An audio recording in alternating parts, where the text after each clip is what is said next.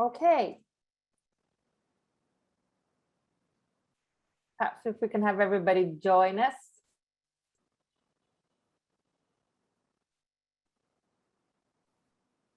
Thank you, thank you, thank you, everybody. Well, first of all, thank you so much and welcome to the Women in Anti-Corruption Roundtable event to explore the relationship between gender and corruption. To kick us off with a few opening words, I'd like to introduce Dr. Carol Yao. Dr. Yao is an associate professor at the Allard School of Law and the UBC Sauder Distinguished Scholar of the Dillon Center for Business Ethics at the UBC Sauder School of Business. She is the director of the Center for Business Law, and she is also, prior to joining UBC, Dr. Yao was a member of the University of Victoria Faculty of Law, where she received the Law Student Society First Class Teaching Award. She is the recipient of the 2021 Influential Women in Business Award from Business in Vancouver. She also practiced prior to becoming an academic and in New York in Mergers and Acquisitions Group of Sherman and Sterling. She has also worked as at the Office of the Prosecutor at the United Nations International Criminal Tribunal of Rwanda and was featured in the New York Law Journal for her pro bono asylum work. Dr. Carol Yao is a true leader in the community, and we thank you so much for her opening remarks. Thank you so much, Daniela. I'm very honored to be with you here today. I'm here in Vancouver, Canada, where I'm humbled to be situated on the traditional, ancestral, and unceded territories of the Musqueam, Squamish, and Tsleil-Waututh First Nations. So this is a very international event today, as we have every expert joining us from a different country and a different time zone. And I welcome all the attendees joining us from around the world. It's an honor to be opening this inaugural roundtable on women in anti-corruption as part of the Anti-Corruption Law Program, which is a collaborative partnership among the Center for Business Law at the UBC Allard Law School, Transparency International Canada, and the International Center for Criminal Law Reform and Criminal Justice Policy. And on behalf of these organizations, I want to thank in particular my colleague, Professor Emeritus Joe Weiler, and also John Ritchie, Norman Baldwin, and the leaders and experts of the Anti-Corruption Law Program for their immense support of this roundtable, and especially to Dr. Daniela Camiso dos Santos, who I will introduce in a minute, reintroduce to us all, who was the spark in this initiative and gathered all these superstar women on anti-corruption together today to talk and share with you at this kickoff event that we hope can be the beginning of an expanding network of women to garner knowledge and create space for these important discussions on gender and corruption to continue. Because when we think about how power is dispersed across our markets and institutions, you know, many legal and regulatory concepts address different power dynamics in governance and compliance. But other notions of power have a pervasive impact on human ordering. And we need to be cognizant of our very gendered and colonial history and the norms that perpetuate themselves in our organizational and institutional cultures, and how this affects the decisions that people in power make every day, directly and indirectly influencing the ways in which issues are identified as problems, how those problems are solved, and whose interests we decide are worthy of being protected. These norms also subvert women and other historically marginalized groups from reaching positions of power in society. And when we think along the lines of the social movements that we've seen, we need to understand that sexual harassment doesn't exist as isolated behavior. Me Too wasn't just about sex, but how we value women as a whole. And last year, when Black Lives Matter ignited the world to acknowledge racial injustice, and here in Canada last week, we had our National Day for Truth and Reconciliation. We need to understand that racism also does not exist in isolated behavior, but it's reflective of what's been built into our systems that came from a very checkered and violent history. And so when you think about how power is distributed in society, the question is, will this allocation of power meaningfully be shared across gender and racial lines in the foreseeable future? And in the pursuit of a more just world, structural change is needed to dismantle patriarchal systems, and intersectional critiques are necessary in combating all forms of corruption and oppression together. And now the study of the relationship between gender and corruption isn't new, but it needs to be amplified. And what you're going to hear about today with the impacts of gender on corruption and the impacts of corruption on gender is an unpacking on how gender can disrupt and prevent corrupt activities when more women are placed in positions of power, which also makes sense if you think about the disproportionate impacts that corruption has on women, and how important it is to acknowledge the continued vulnerability women face around the world, which is reflective of the systems built from our very gendered histories. And when we then think about how we can better build a gender dimension into anti-corruption programs in education, and that is what brings us to this dialogue today, which is in furtherance of those important goals of education, awareness, empowerment, and action. So there's this wealth of experience around this virtual roundtable, and at the bookend of this session, we'll get to hear closing remarks from Susan Cote-Freeman, who's the chairperson of Transparency International Canada and a seasoned anti-corruption veteran and expert with 2 decades of experience in this field under her belt. So we're very grateful to hear her thoughts at the end of this session. And so now it's my great pleasure to reintroduce our moderator for this event, Dr. Daniela Camiso dos Santos, who is an absolute unicorn in this area. She's dialing in from Rio, Brazil. She's a former in-house counsel of Valley and Shell Group with extensive experience in the mining and resource sector. She's worked with Environment and Climate Change Canada as an expert. She's a board director of TI Canada, member of the Environmental Appeal Board, Forest Appeals Commission, and Oil and Gas Appeals Tribunal in BC. And we are so lucky to have her. She's hands down an inspiration in the space of anti-corruption. We're so grateful to have her moderating us today and having gathered these superstar women together. So I'd like to pass the virtual mic back to her to introduce our experts and open up this roundtable. Thank you, Daniela.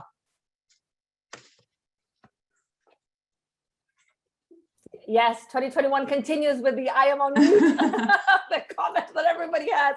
Anyway, thank you so much, Carol. And I couldn't be more delighted with the panelists that we were able to gather around this topic. I do want to take a minute to introduce each one of them because it really shows the wealth of information and expertise that we have on this topic around this virtual roundtable.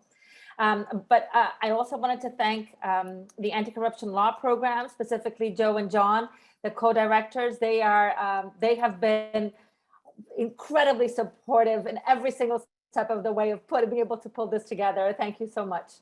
So let me start off with Alexandra Raggi. She is president and founder of Trace. She's the author and editor of 5 books and the host of A Toxic Transaction, a training video produced by NBC.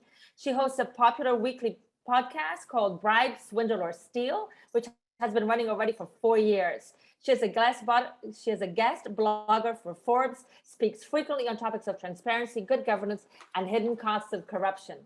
She is a member of FIFA's Failed Independent Governance Committee and has served for 4 years on the B20 Task Force on Anti-Corruption, drafting recommendations to G20 leaders to consider in their global economic policies. Lida Prima is, prior to becoming a director in capital markets strategy at the Bank of Montreal, she was the director of global AML risk management, where she focused on risk mitigation of their highest risk clients as well as global policy. She has been a member of the B20 Integrity and Compliance Task Force since 2015, and a member of the B20 Women in Business Action Council since its inception in 2020. She is also director of global finance research at the G7 and G20 research groups based out of the University of Toronto's Munk School of Global Affairs, and has attended most summits since 2003. She is also a co-member of the board of Transparency International with me. Sarah Carnegie is the legal director at the International Bar Association's Legal Policy and Research Unit and is a barrister with more than 20 years of experience working with the criminal justice system and public sector. She has extensive experience with public inquiries and working with the judiciary and across government to improve efficiency and influence policymaking. She sits in a judicial capacity on the National Council of the Inns of Court Disciplinary Tribunal and on the advisory board for the National Center of Expertise on Child Sexual Abuse. She is also the author of the International Bar Association's report, Sextortion, a Crime of Corruption and Sexual Exploitation.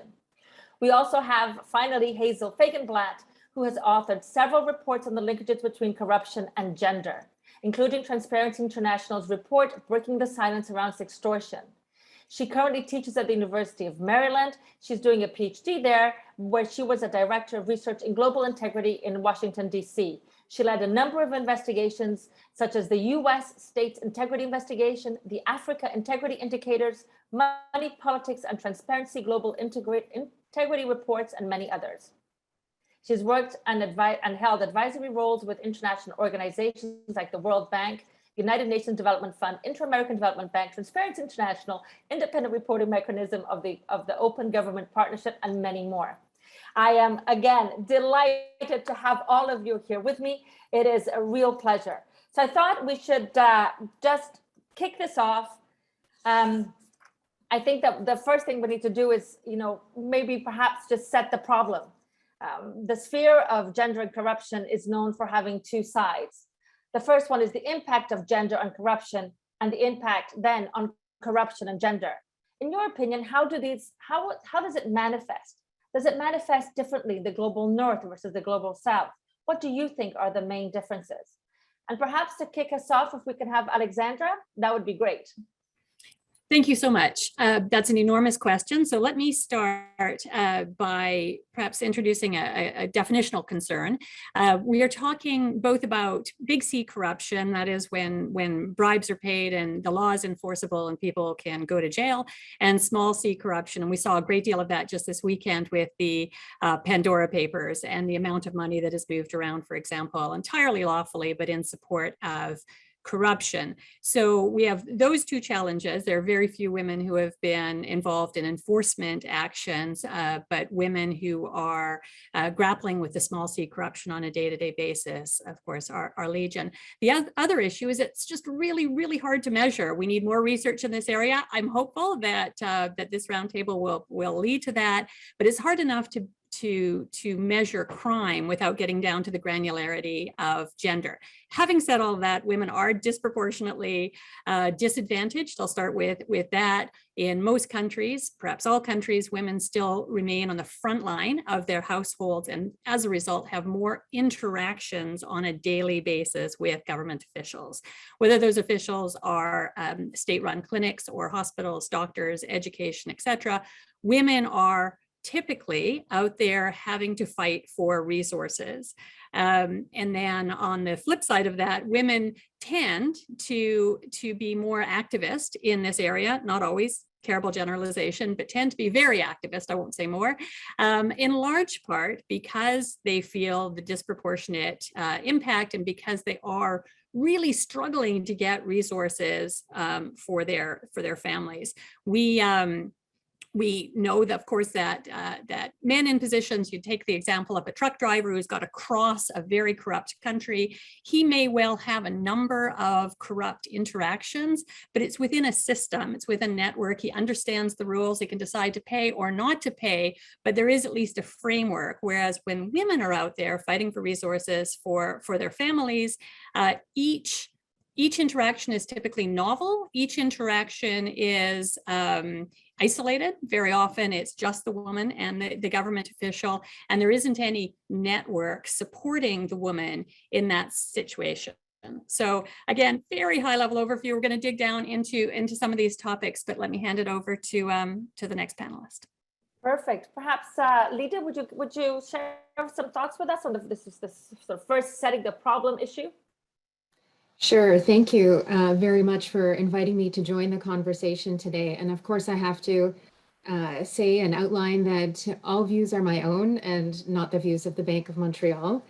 And I also wanted to build on, what Alexandra sort of set the scene for us there, and that is the perception of what corruption actually is, and the impact, the corresponding impact.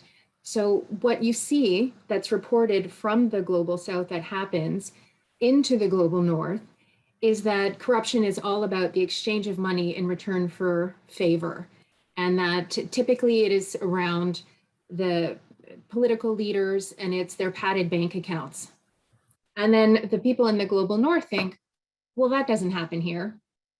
And so there's a perception problem because they look at corruption and bribery as synonymous, and also that corruption is solely about the exchange of money, when we all know it's so much deeper than that, and that it does happen here. For example, we in Canada have had examples just in the very last few years. So the first being the Prime Minister's pressure on his then Justice Minister and Attorney General Jody Wilson-Raybould to enter into a deferred prosecution agreement in the SNC-Lavalin case. And for her efforts of speaking out, she was first demoted to another ministerial portfolio, and then she resigned from cabinet. And she was later ousted from the Liberal Party. And then fresh off of that, the heels of that scandal, we had the We Charity scandal, where they were awarded a no-bid federal contract to administer $912 million Canada Student Summer Grant Program. And then we found out that members of the Prime Minister's family had been paid for speaking engagements and that no other agencies had been contacted for the proposal process. And while some here might say, well, that's just another case of cronyism, imagine the impact that could have been if the contract had gone through the proper process and another organization had been awarded the mandate. And what if that other organization had programs that specifically targeted girls? So for me, the crux of the problem is lack of understanding of corruption and the depth of its impact. But corruption happens in every country around the world. It just looks different depending on where you are. Thank you, Lida. I thought, Hazel and I think we're the only ones that actually come from the global south. So I think it would be great if we hear some Hazel's opinion on this question. That would be great. Thanks so much for inviting me. I hope I'm really unmuted. And I wanted to build in on what Alexandra and Lida said. I think there is one element that stands out in what both said, and is that corruption and gender have this one thing in common, and is an imbalance of power. And this is something that deals with who has power in benefit of whom it is used and how it is abused. So yes, this is very definitely a universal problem that we will see manifesting differently in different contexts, but it has more to do with degrees than with the nature of the problem, right? How these manifestations come up. One of the things that I have noticed is that maybe in the South, you can see where, you have more people who are dependent on public services. And, if that comes, with a weaker rule of law, then you have this pool of more vulnerable individuals who become easier targets of corrupt officials. And this is particularly the case for women, who then can become targets, not just of, bribes, monetary bribes, but also sexual, and in some cases the two, right? So this is a huge disadvantage. So in the case of developed countries, you can still see some of this. For example, recently there was this huge case in New York where these these men who have been tasked with managing, help the state manage public housing, were we're coercing women into having sex with them to give them public housing. But I think in developed countries, we also see, as more institutions are developed, then we also see how this becomes institutionalized. I think one good way to show this is how these boys' clubs networks, whether of patronage or not, are still playing an incredibly important role. On the one hand, they can keep women out of corrupt dealings, but on the other, also out of these policy and decision-making circles on anti-corruption. The result is that we have then these anti-corruption agendas that have been entirely blind to issues that affect women. One clear example of that is how, until very recently, we have just started to more openly talk about how covering up sexual abuses of powerful men can actually lead to cases of corruption. We saw it with the gymnast sexual abuse case recently, where the FBI agents were actually being bribed in some ways to block the case, not investigating it, but blocking it. We saw the same with some of the cases of these Harvey Weinstein. And then I will close by saying there is also, there are other elements that we see in common in both types of context, and it has to do with these social roles that women are given, whether we want them or not. One of those is passivity, right? So we still see when women break that passivity, whether it is to engage in corruption or to be a whistleblower, the retributions they receive, the punishments they get, are usually much more acute than men. And this is something where what you see is institutions being used to punish women for breaking social roles. That's something that laws are not created for, but they continue to do that. And so what this creates is an enormous problem with women being able to really participate in politics and business and so forth in the same way that men can. And this also has a systemic effect that I think already previous panelists have pointed out. Absolutely. Thank you. Thank you, Hazel. Sarah, any first comments on the setting of the problem? Well, I don't want to repeat what people have said, because it seems like there's been some pretty comprehensive observations made with which I agree with all of them. I think this is the real concern, is this prevailing financial conceptualization of corruption, which entrenches it as a primarily economic concern. And the part that I was focusing in on for the work that I've done is in relation to other forms of corruption that aren't measured in financial terms. So whatever else it may be, it's still considered an abuse of power and therefore ought to be treated as such. I think, what we're looking at in the context I'll come on to describe in a few moments about sextortion, in particular using sexual favors and sexual abuse as the currency of the corrupt activity, is that it violates human rights. It disproportionately affects women. And so from that perspective, it needs to be measured. And this is the biggest problem, again, which we others have touched upon, this lack of data, this lack of statistical knowledge. But in the report that I looked at in terms of global south, global north disparity, actually examples could be found in every country. It really isn't something that's primarily affecting one part of the world or another. Likewise, it affects every sector and every economic level. I do think that some of the worst examples are the insidious ones where you face post-disaster aid working, where people are literally, their lives are depending on assistance, and that can then lead to particular requests being made where literally food and medicine may be withheld for the purpose of the corrupt demand. And that definitely will disproportionately impact women. So I think there's a range of issues here, and that's my addition to what's already been said. Excellent, thank you. So we've set the problem, and I just wanted to remind registrants that if you wish, this is ultimately we're in the process of exploring further and further this topic. So we are open to questions.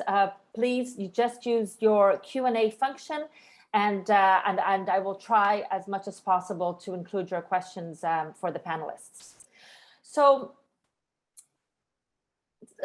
the issue, the lens of gender and corruption, as Kara pointed out, it's not something new. It's been around for approximately 30 years now, and yet, I've been in this world for quite some time, and yet there's still, I think that there's still a lot of lacunas, and it's still not fully within the system of sort of anti-corruption work. And I was thinking, I'd like to start off with Lida. And Lida, we've noticed that you work a lot with the B20. And just as a reminder to everybody, the B20 is the official G20 dialogue forum for the global business community. And would you share with us, has gender and corruption come up as a discussion at the G20 leader level? Is that even on anyone's radar? Sure. So thank you. And the short answer is yes. But maybe I'll take a second to level set here, because it might surprise some of you to know that the G7 and G20 are the starting point for most policy actions that eventually work their way down to the national level. And while the Gs aren't formal institutions, the decisions made by the leaders are often tasked to global organizations like FATF, the OECD, the IMF, the World Bank. The difficult part about the Gs, however, is that the presidency rotates from country to country, and with it, so do the priorities. Therefore, some topics have a short shelf life. And at the G20 Toronto Summit that many of you can remember in 2010, the Anti-Corruption Working Group, or the ACWG, was formed. And its purpose was to provide comprehensive recommendations to the leaders on how the G20 can make practical and valuable contributions to the international efforts to combat corruption. And each country has a member, they're a civil servant, and they sit on this working group. And the working group has been working on multi-year action plans for almost a decade, but currently they're looking at the 2022 to 2024 action plan. But if we take a look back at the 2019 to 2021 action plan, this was the first time that an acknowledgement was made between gender and corruption. And it was placed on the list of priorities to explore for the next few years. And the chair of the ACWG met with us during a B20 meeting to update us on the work being done on the new plan. And this was a few months ago. And I had the opportunity to ask the chair if we were going to see gender and corruption in the new plan and not just mentioned. And he said we would. Now, unfortunately, I was able to see a draft copy from a month ago, and gender is nowhere to be found, which is very disappointing, not even a footnote. However, the document was incomplete and it was missing the annex, so there could still be time. But they've outlined 3 priorities. 1 is to strengthen implementation of past commitments. 2 is building on past ACWG outputs. And 3, where I think we can have some hope, is addressing emerging anti-corruption priorities where the G20 can add value. Now, this is where the annex might come in, because they've also stated that they wanted to increase cooperation with international organizations and engagement with academia, civil society, media, business community, and seek their contributions in their work areas for their deliverables and outcomes. And that part is new for the ACWG, which has mainly worked behind closed doors in the past. So while there was nothing concrete, let's see what the annex brings forward and perhaps their willingness to engage outside groups. But what I suspect is the problem is that they just don't know what to do about it or how to tackle it. And I think that's why exploratory conversations like we're kicking off today are really important. And as was mentioned, and we all know, that this is not the first of its kind. There are many organizations working on this topic, but perhaps nobody's tackled it from the specific lens of an all-encompassing global action plan. So maybe what the ACWG needs is just for someone to write it for them. So I'd love to hear others' thoughts on that.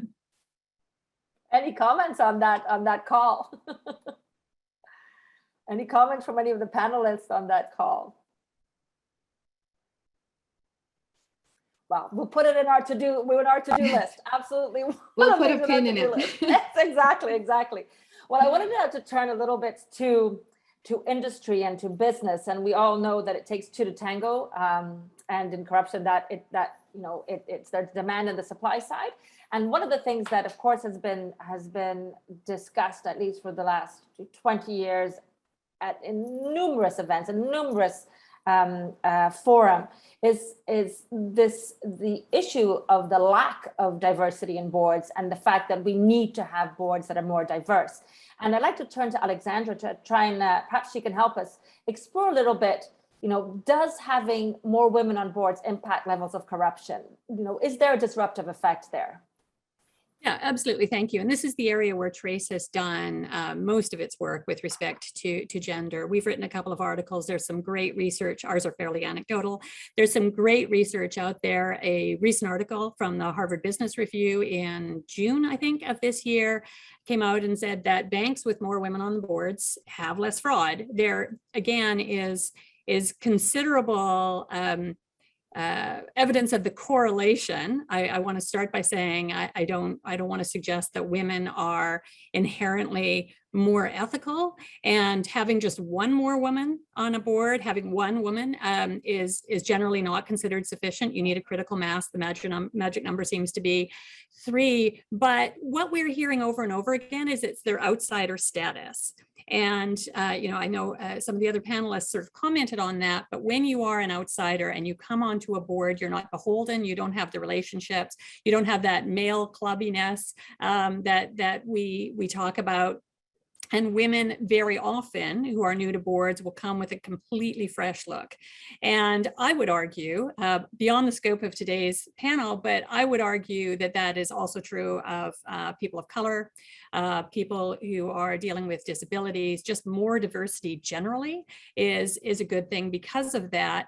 But our boards have traditionally grown over time by having the current board select the incoming board member, and people gravitate towards those who they're comfortable with, who they feel familiar with. And so if you have a board of typically white men, they are going to, left to themselves, with no ill intent imputed, they are likely to have additional white men join the board. When a woman comes on, there's, again, anecdotally, but I experienced this myself on a board, the men comment that they've got to adjust their language, adjust their post-board habits if they were golfing before, whatever it is.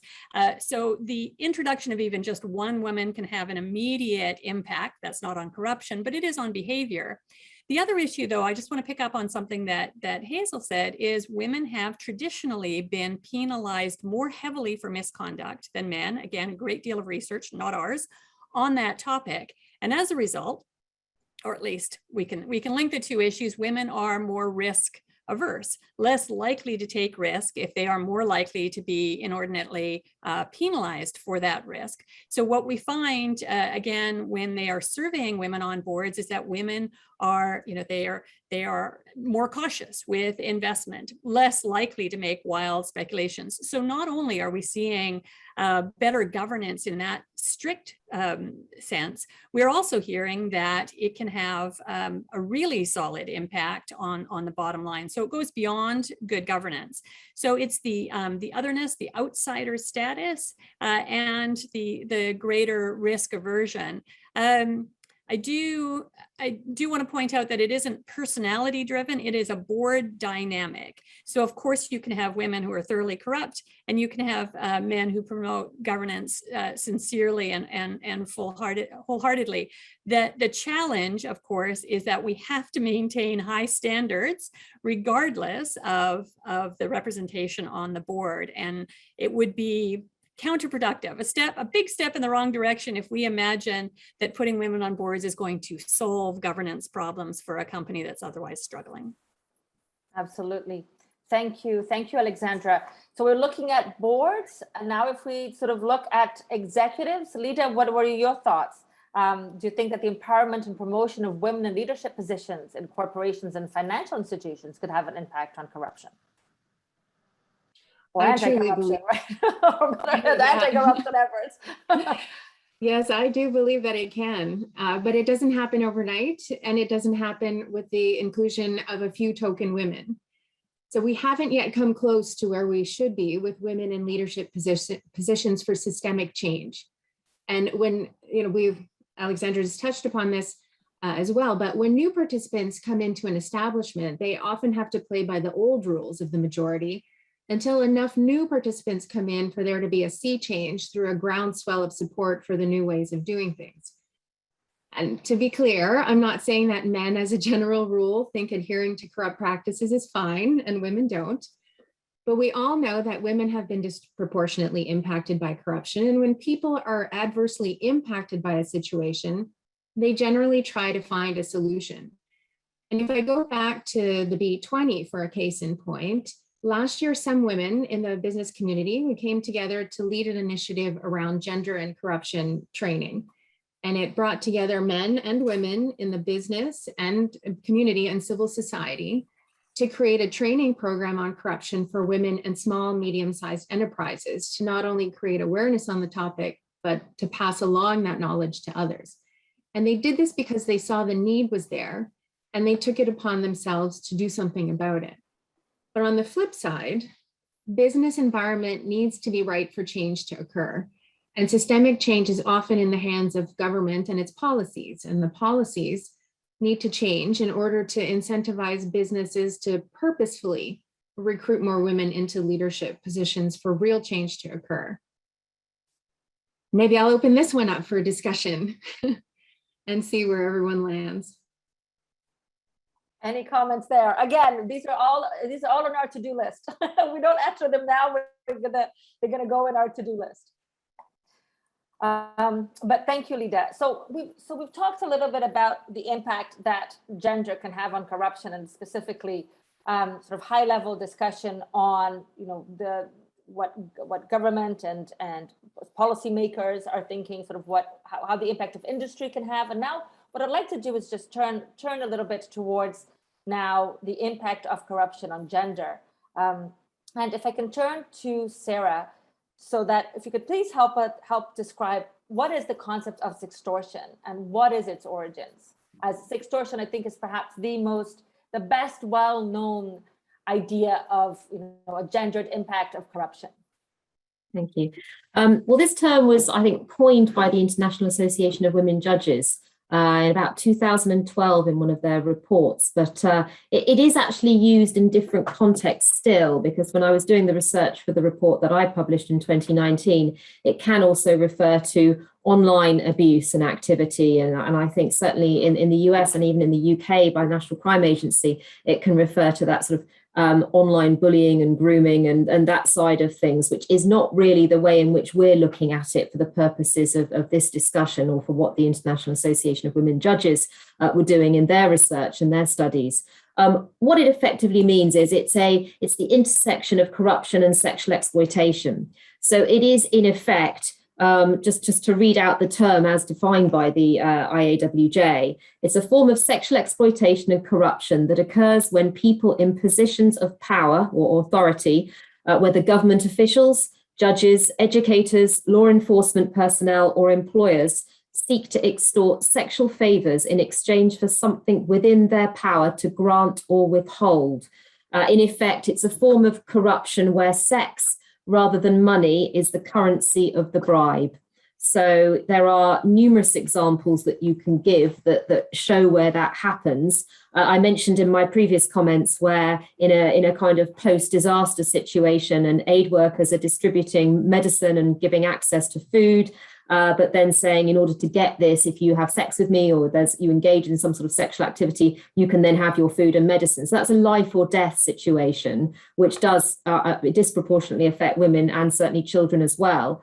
Then you also have the more kind of weird problem in schools, for example, where teachers, professors at schools and universities can be saying, you want to pass this exam? Well, you know what you have to do in order to pass. Or you want to get that job? You know what you have to do in order to get that job, and so on. And we've seen examples, and when I wrote the short report, I spoke about an immigration judge in Canada, quite a famous case, who was found guilty of breach of trust because he'd effectively, to do with immigration, actually an immigration issue, but withheld or granted based on sexual favors a particular order. And I mean, that's like one of the most flagrant abuses of power as somebody sitting in a judicial position.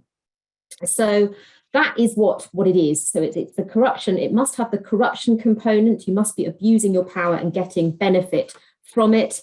And there must be the sexually abusive component, which shows that there is a request to engage, not even really a request in some instances, to engage in sexual activity, which is in effect unwanted. So that's the description of it. And as I say, it's seen in all walks of life, from police officers to judges to aid workers to teachers to doctors. So I don't know if there's more anyone wants to say to that. I know Hazel's done a lot of work in this space as well. Yes, thank you. Thank you, Sarah. Yes, I was hoping, Hazel, I think Sarah alluded to the fact that there are some sectors, it happens everywhere, but perhaps there are some sectors there that are more prone to sextortion occurring. And I was hoping that you could walk us through some of those sectors. Yes, absolutely. I will start by making the clarification that a lot more research needs to happen before we can make any kind of ranking. But based on what we have seen, there definitely are some sectors in which this seems to be more prevalent and also maybe more acute. And this usually has to do with the level of dependency of certain individuals on public services, but also how these services are set up and the level of discretion, for example, or impunity in the broader context in which they work. So some of the worst cases, these can be potentially more frequent in the South, is in immigration posts. So we have, in the course of some of the investigations we've done, we have come across people who say, like, human traffickers and even families refuse to take any car of people through any immigration post if there are no women and girls in it, because they know that the women are the bribe. And so this is something that is, established. And so it opens the question, why, if this is so clear and continues to happen, why do we still have mostly men in these posts, right? So we also have cases very well documented of some of these officials asking women for a lot more money in bribes than they will ask the men, because the objective is not to get the money necessarily, but rather to corner the women into having to complete the other part with sex. We have we have the cases that Sarah mentioned in emergency or post-crisis attention. And within those camps and also refugee camps, then women and girls are also exposed to an issue with security. Walking around to try to get food can also get them raped, sexually abused, and then you have some other men who will offer security in exchange for sex. So it's a little bit of just pick your poison in those cases. Health services, water supply, public housing, which are generally procured by women, are also some of the most common cases we have seen. And then in terms of the North, this comes from everywhere as well.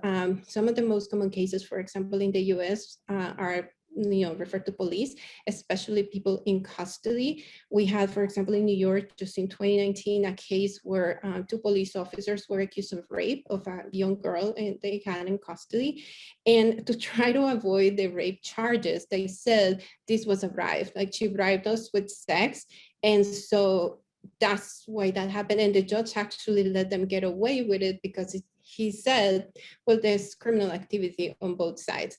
So he still saw it from this angle of sexual abuse framework, as opposed to the corruption ones, in which case, if you accepted a bribe, you engage in corruption, regardless of who the other party was or not.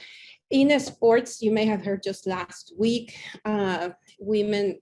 the female soccer team in the US had this major case of a coach who had been for years coercing some of the players into sex. And also we have heard many cases in Europe in education where college students are asked for sexual acts in exchange for grades. And in some cases, this is not only a request, but also a threat. When you refuse, then you already gain an enemy in a way, and somebody will try to push you into those situations regardless of your merit.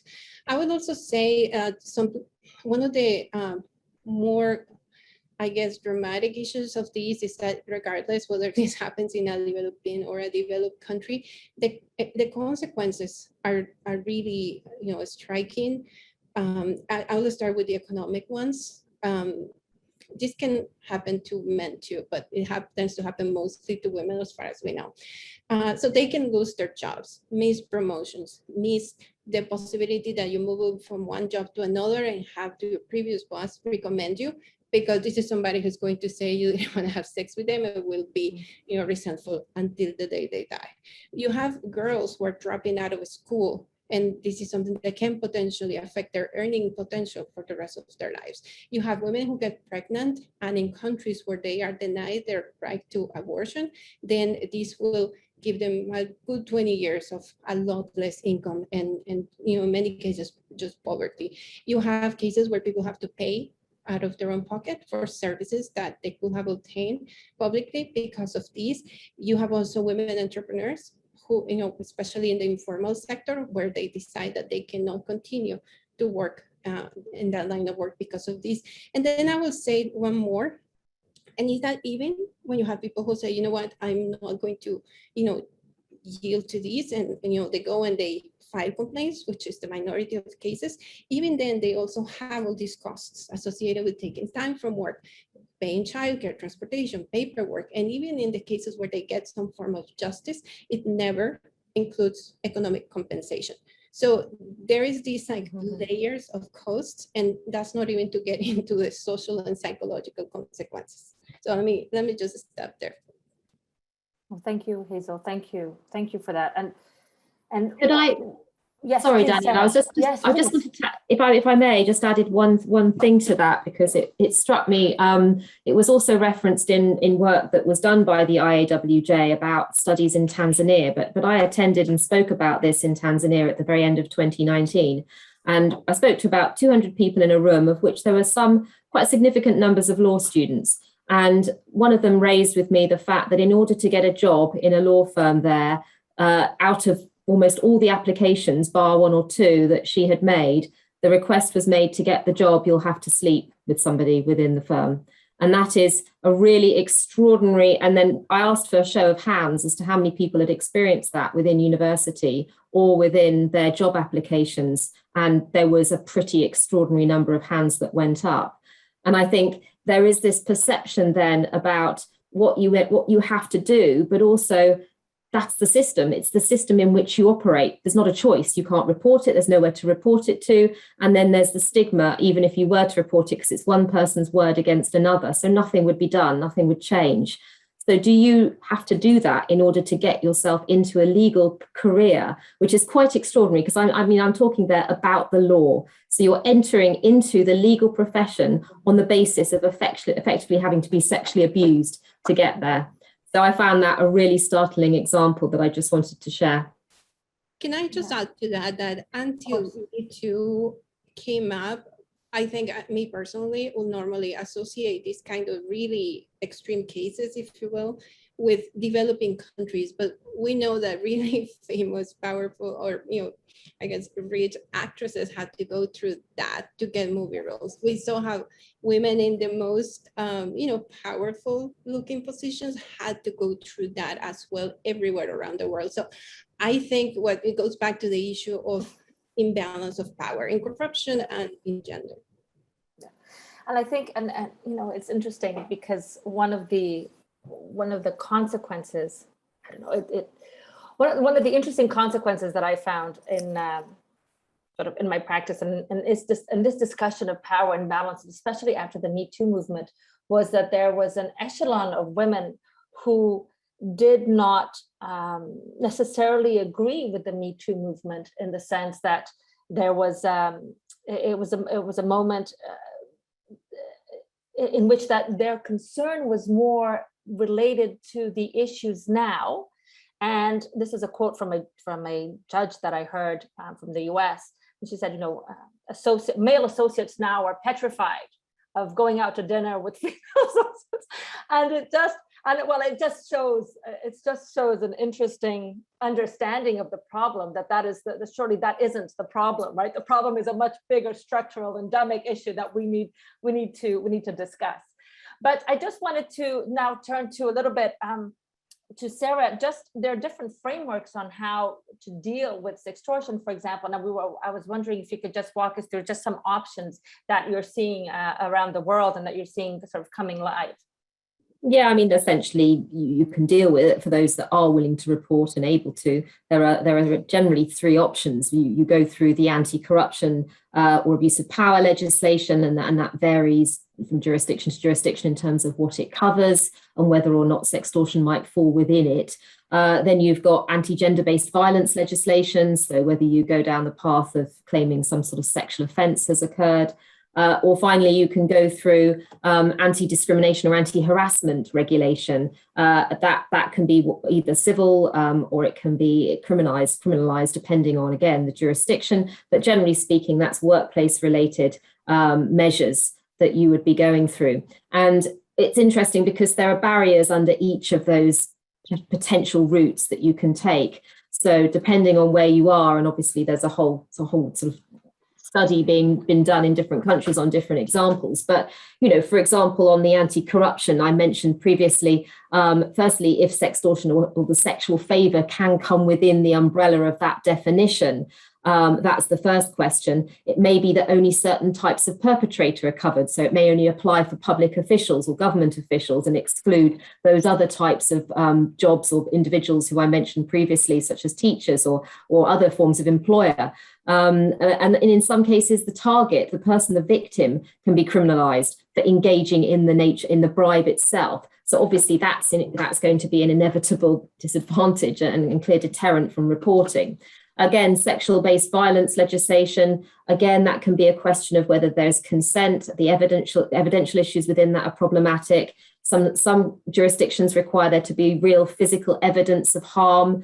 Some require corroboration, and some even have limits on gender. So actually, you can't be raped in certain jurisdictions unless you're a woman. So we know sextortion applies to men and to boys as well, even if it's less occurring, but it's still there, and it's actually not going to cover men in some jurisdictions.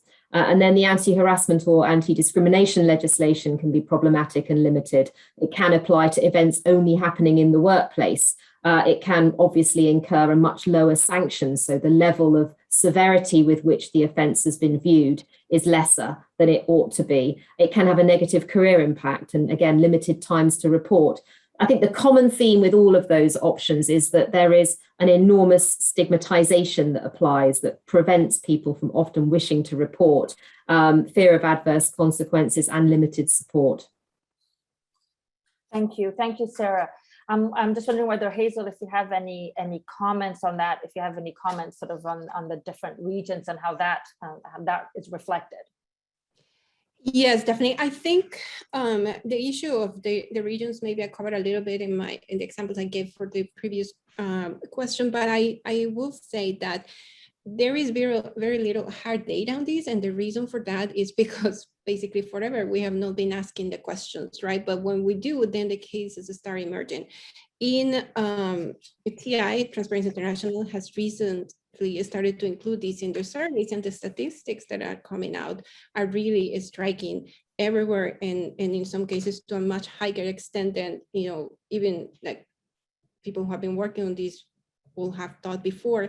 I think something that Sarah mentioned is extremely important, and is that you do have the legal frameworks, but even when you have them, there are these perceptions that are very deeply rooted that basically change the way that people see these cases, and it's just you know, they minimize them. They do not see any kind of sexual abuse, even if it involves corruption, as a serious issue.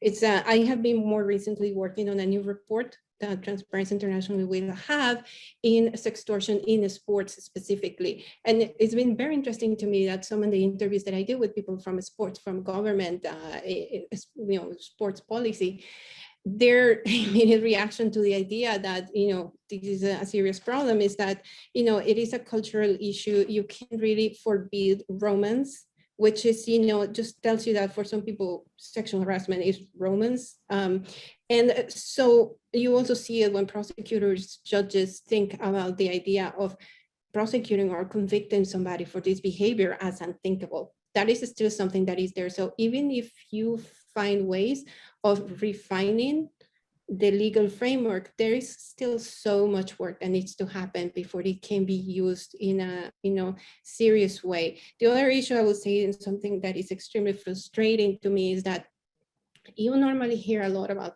we need to create reporting mechanisms, we need to create awareness among potential victims about how to work on this, you know, what to do, what are the rights. But there is a very inherent fault in the way that what we consider evidence, which Sarah was saying. In some cases, the standards are so high that really asking people to report is misleading, because you're giving them the option that this can actually lead to something. And in many cases, there just isn't that option. And that question, I think, is like, how do you actually, you know, create a path for the legal system to consider these situations in which hard evidence is just not going to happen unless you have a camera and people 24/7 actually are usable for women. This is important not just for women and for the integrity of, you know, families, but also very much for corruption. Sure, absolutely. Any Sarah comments? Sarah, do you have any comments on that? No. So I want to now go back to Alexandra and Lida, because we've talked about how corruption disproportionately impacts women, but is that true in the business context? Women running businesses as well as in the community, are women more harmed by corruption in the business context as business owners, for example? Shall I start with that one? Yes, that would be great. Yep. Thank you. So yeah, thank you. It's interesting. It's an intersection of challenges. So we know that in many countries, in many markets, women are more vulnerable. In some countries, their lower status is enshrined in the law. So you start with that, but women are an incredible force for entrepreneurial spirit in most countries. The challenge is, and this will probably be resolved over time, but the challenge is the vast majority of women-owned businesses are small. They're very small. There's great data on this, but women-owned companies tend to be small and local and community-based. And while that's fabulous for the community and it keeps the revenue in the community, it also means that their power is lesser. And there's a great analogy to the oil and gas super majors and the much smaller oil field services companies, right? The super majors all talk about how they don't have to pay bribes, but they don't have to because their name is enough. They have enough inherent power, and the oil field services companies all complain that it's left to them. So these women are on the front line. They're getting permits and registrations and moving things through customs and dealing with people on a regular basis, but without the power of a large company behind them, which makes an enormous difference. And then you couple that, we start talking about how women can be more vulnerable and are newer to the market. You couple that with the fact that if a male-owned small business starts getting really shaken down in a particular market, they can very often go to a male mentor or somebody else who is higher up in the food chain and ask them to intervene, ask them for support. And we hear this from the intermediaries that we work with all the time. I'm handling this situation by going to, an uncle or a mentor and asking them if they can help me get it resolved. Women don't typically have female mentors or even male mentors who they can turn to in that situation. So they're faced with more demands. They have less company name recognition and less clout because they tend to be smaller and tend to be local, and then they don't have the same recourse. So absolutely, it hampers women disproportionately in the business community as well as on the family front lines. Absolutely. Lita, do you have anything you'd like to add to that comment? Sure. I think that Alexandra brought up some really great points, and to also look at it from the business perspective of micro, and then as you're building into the small size, the medium-sized enterprises, and where can these firms, these women-owned businesses, what part of the ecosystem do they participate in? And thankfully, with if we're going to look for some bright lights in COVID, digitalization of businesses has allowed women to build businesses that are digital, that may not require the favors that they may have had to provide in order to compete against some of the male-owned businesses. But if we go to the small, medium-sized enterprises, maybe this is where we go back to government policies. What about something like public procurement? Is there a way for government to have a minimum quota for women-owned businesses to be able to participate in the proposal process? Does that then give them a leg into the level playing field to be able to participate and not have to either pay a bribe, come up with capital that otherwise would have been towards building their own business? I think we have to really start looking at the intersection point between business and some of the potential ways, not just in policy, but what things that government itself can do in order to include women and women-owned businesses. Yes. Thank you, Lita. Thank you. Now, I want to turn to some of the questions that we have from registrants. And John, I'd like to sort of bunch together John's two questions, because I think, and this is something that we, as we were preparing for this, we actually talked about this in the sense of what ought we be doing and what should women be doing in order to be leaders in the anti-corruption efforts? Like, is there something that we need to do as soon as possible? So, for example, we've talked about it. So Alexandra brought up the issue of numbers. We know that one woman on the board is not going to make a difference. Well, it will make a difference, but it won't make as much as a difference as if we actually have more women in those positions. And that is the same with regards to women, women in positions of power, in decision makers, as investigators, as we have Valentine bringing it as AI creators, as within the actual seat of power versus the victim seat. What do we do in order to break through the barriers? What are some of these barriers? What are your thoughts on this, on how we can push this agenda forward? Who would like to start? Sarah. I'm happy to make a comment. I mean, I think you've hit the nail on the head. This is an enormous question, and one would love to be able to have the answer here and now. And of course, there are multiple different strands to it. I think you're absolutely right, though, and everyone's, I think, acknowledged the need to have greater numbers of women in positions of power and influence.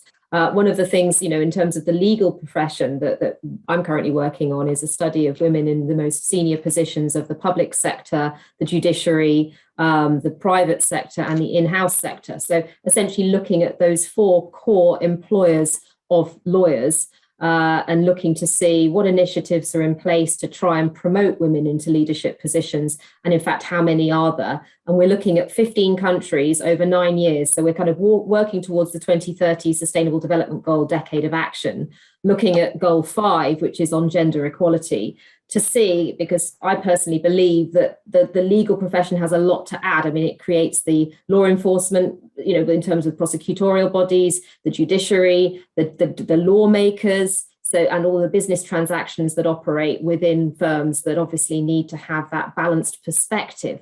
So getting it right in that sort of profession, if we were to get to 50-50 by 2030, would be absolutely extraordinary, and looking to see what is working, what things are making a difference, and is it hitting the bottom line? Are we seeing profits changing? And are we seeing there being any impact on the business viability or on the kind of social impact of that? Because I very much doubt there'll be any negative impact. But obviously I speak as a feminist, so I'm saying that with a strong view that I think it can only empower and do better. I mean, we know there's numerous studies that show that diverse workplaces perform better, both financially and generally in terms of workplace culture. And I like to think that applies across the board. So that would be my starting point. And it's a very high level and ambitious one, but I think it is the most important. Get that representation right at those senior levels. Absolutely. I can maybe follow up on that. And I will also, point out that oftentimes we ask, okay, what women can do differently? What can we do better? And I think that's a little bit of the same issue we see, in terms of gender roles. Women are trying to do the best thing and men are sitting there like, I deserve everything. I mean, I'm joking, but it is the case, right? Like the question, I think, it's if men hold a lot more power still in a lot of these private and public sectors, then what should they be doing about these things more proactively? It's not a woman's responsibility, even if they carry most of the burden. And I think it's important to also start framing these discussions in that sense. If a lot of what's happening is within still male leader responsibility, are they being held accountable for that as well? And I think that's also very much part of what anti-corruption and integrity safeguards should be looking into. And then I will also say that at a more basic level, there are areas where I find that we have enough evidence to know that men are in most sextortion cases the perpetrators, whether the victims are women or men.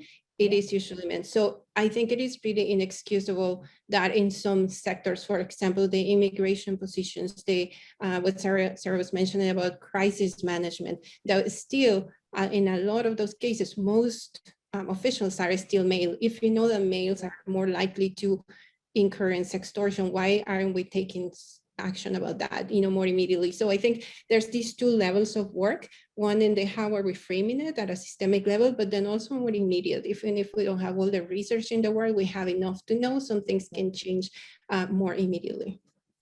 Absolutely. Yeah, that's a fantastic point on the framing of the issue. You're absolutely right. There's a feminine idea of taking the burden of trying to fix everything.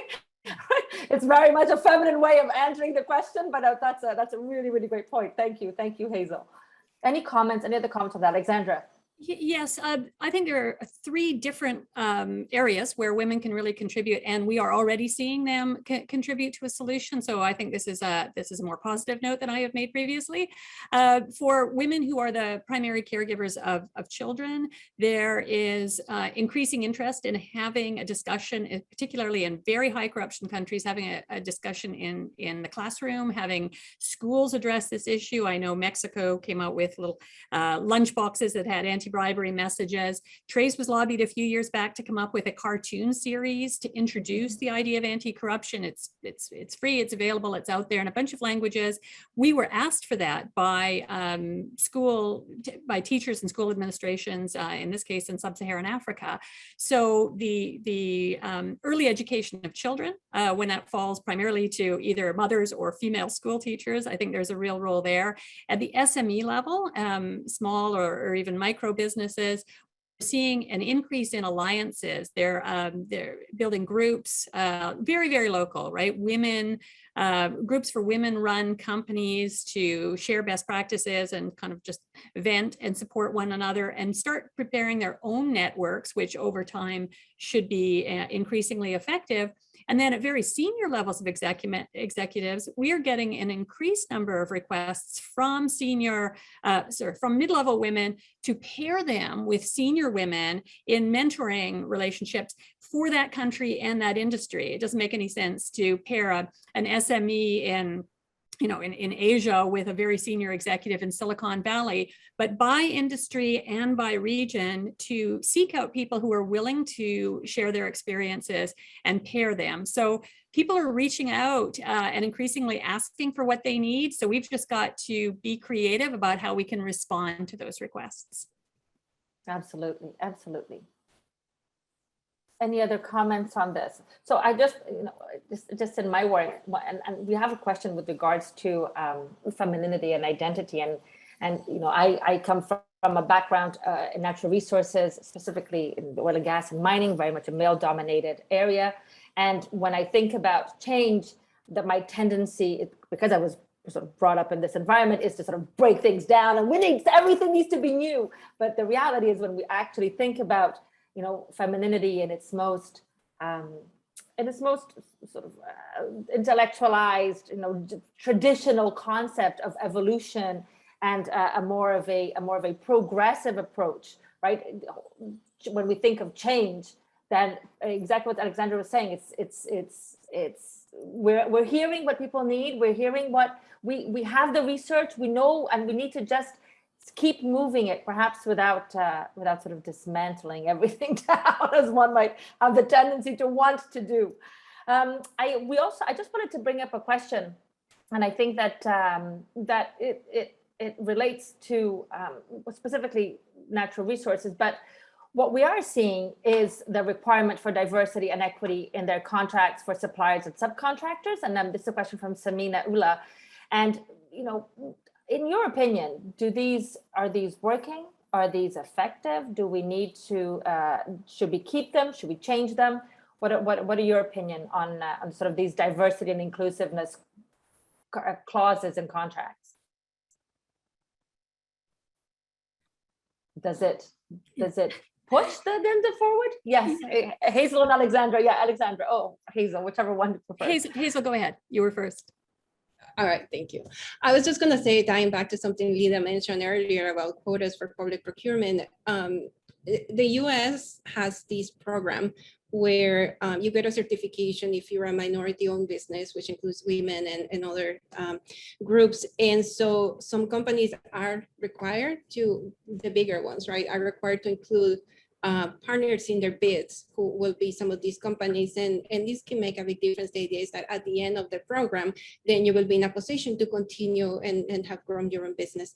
And I think I don't know the latest research on that, but I think it has worked very well in many cases. And so I think there is something to be said for that. So this is not give a contract to somebody who's not ready for it, but people who are competing for it, but are within these groups. And so it creates that. And I think it's, in some cases it can work very well. Doesn't mean that it always will, or that there won't be corruption in it, but I do think that there is something to be said for these types of measures.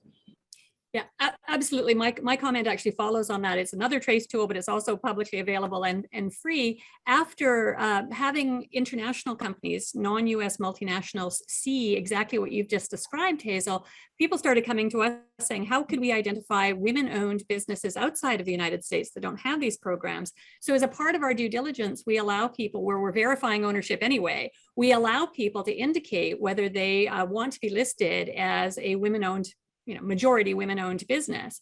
So you can search the database for women-owned businesses by every single non-sanctioned country already. And we've had a number of typically European companies say that they are using that they are reaching out. Now, that's not to say that, oh, it's a women-owned business, so we'll do business with them, but they'll make sure some of them are in the mix when they have an RFP or when they are reaching out for new local partners. And it's been interesting because one of the very few silver linings of the pandemic, one Lita mentioned about things being more digital, but the other is supply chains have been disrupted, and disruption of the status quo almost always benefits women-owned businesses.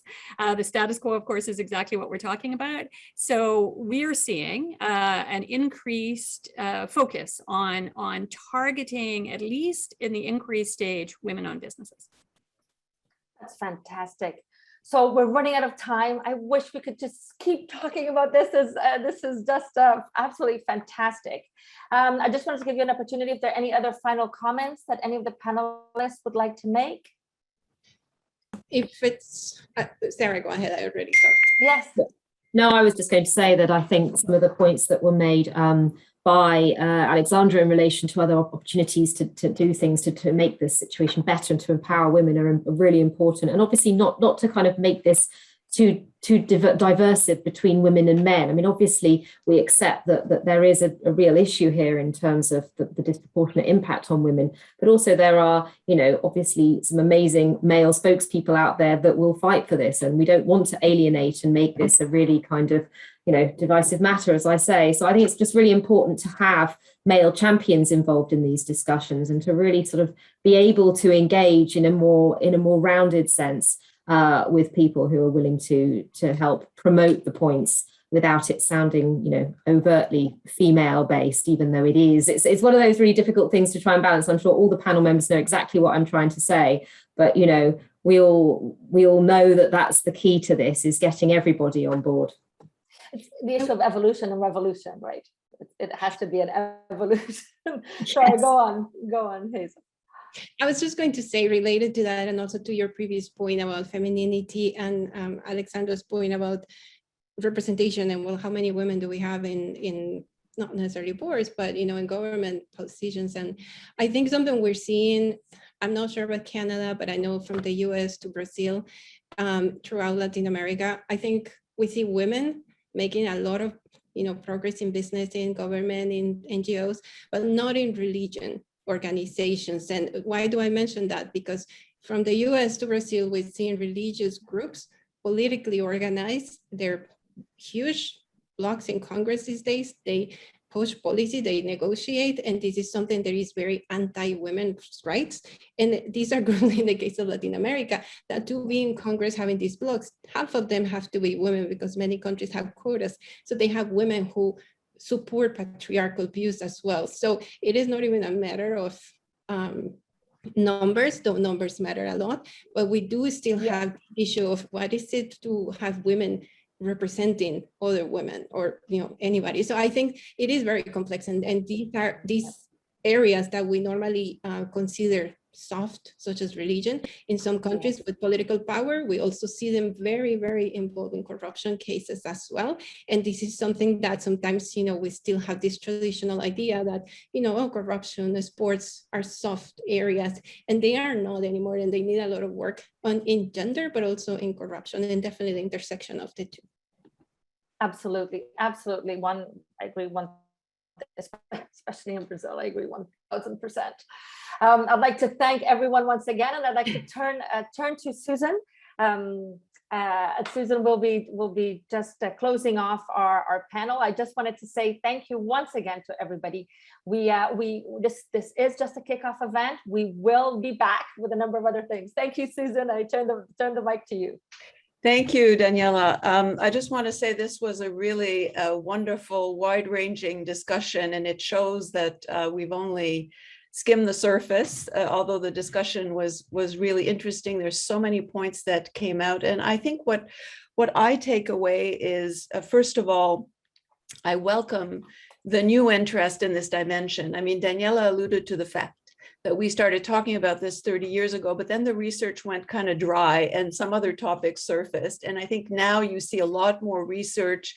There's stuff by the World Bank, UNODC, a lot of bodies are becoming interested in this. And I think it only illustrates the need for more mainstreaming of gender in anti-corruption research and anti-corruption practice. So hopefully we'll get there with that.